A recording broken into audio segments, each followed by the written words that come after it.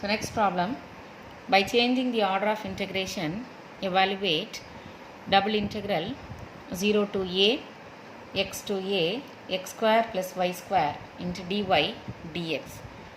Now before getting to the solution, you have to check whether the given integral which is in correct order or not, right?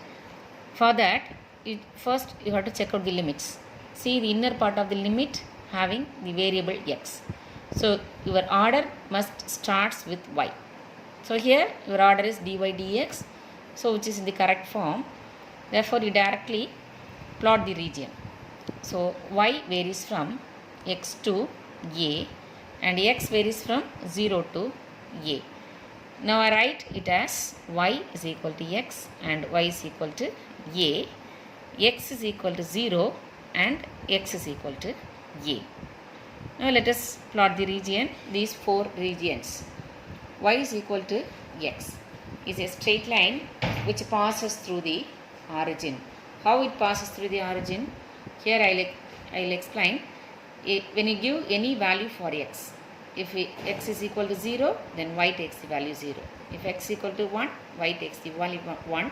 X equal to minus 1, y is equal to minus 1. So this is a straight line which passes through the origin. Then y is equal to a is a line which is parallel to x axis, and x equal to 0 always represents y axis. X equal to a is a line which is parallel to y axis. Now shade the region which is common to these four boundaries. So this is where required region, that is the upper triangular region, right? Now let us try to change the order. The given order is dy dx. When you change the order, it will become dx dy. Here x takes the variable limit because it is in the inner part of the integral. Now let us try to change the order. Your given order is dy dx. When you change the order, it will become dx dy, that is x takes the variable limit because which lies in the inner part of the integral, y takes the constant limit.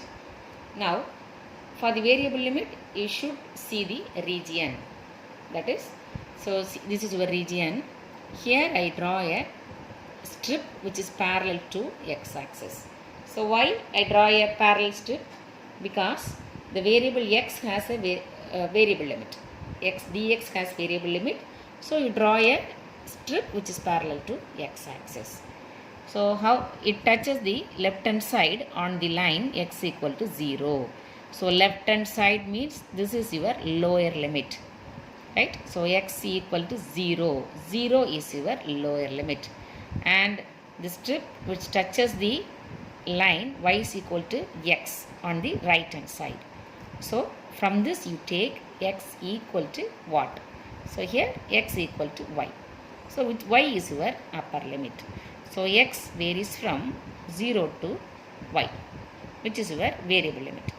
Now as I told already, y takes the constant limit which you should see in the axis, y axis. Now here y, see the y coordinate, y varies from 0 to a. So which is your constant limit. Now let us evaluate. I is equal to, substitute the limits. Your order is now dx dy. So limit for x is 0 to y, limit for y is 0 to a. Now integration, first integrate with respect to x. So x square integration is x cube by 3 plus y square integration is y square into x. Keep this y square as a constant. Since integration is with respect to x, you put a variable x here and your limit from 0 to y. Now in place of x, replace x by y. Then it will become y cube by 3 plus, already you are having y square here, y square into y is y cube, minus, when you substitute the lower limit, both the terms becomes 0. So next integration is with respect to y. Now here I take LCM. Y cube by 3 plus y cube is 4y cube by 3. Make it as one term into dy. Now take this 4 by 3 outside. Then you are having y cube as the integrand. y cube integration is y power 4 by 4 and your limit from 0 to a. So when you substitute the upper limit, you will get a power 4 by 4. When you substitute the lower limit, it will become 0. So finally you cancel this 4 or you multiply 3 into 4 12. Then after deducting using the 4, your final answer is a power 4 by 3. So I is equal to a power 4 by 3 is your answer.